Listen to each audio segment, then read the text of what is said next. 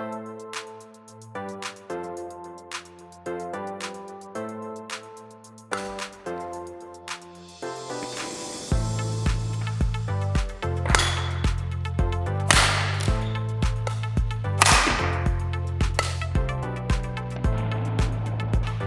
this video, we're gonna talk about the movement of the wrist. So actually the movement of the wrist is actually one big misconception. We are not actually bending our wrist to generate power, but in fact we are using what's called a rotation of the forearm.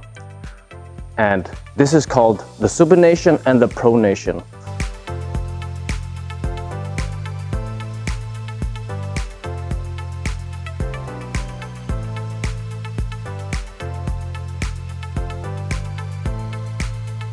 So, the first key point is we're not using the wrist to generate power, but we are using the pronation and the supination movement.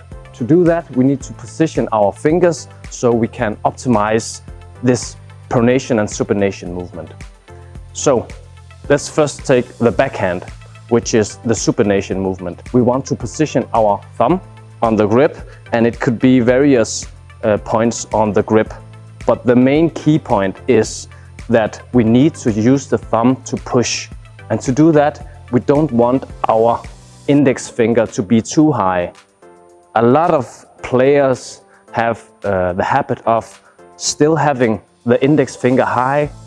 And in that case, we are automatically gonna use the wrist for power, and we cannot generate power with the wrist.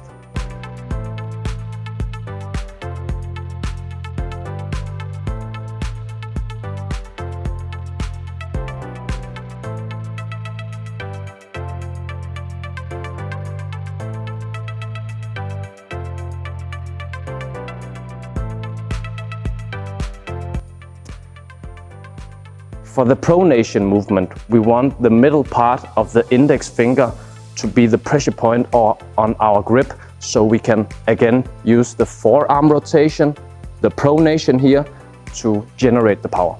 The next key point would be to be relaxed. In order to generate power, we need to be relaxed first before we can tighten up our muscles and generate power. So the movement of the wrist is one big misconception. We want the wrist to be in a neutral position, and sometimes we want to preload, but we don't want to flex, we don't want to use the wrist to generate power, but the forearm rotation.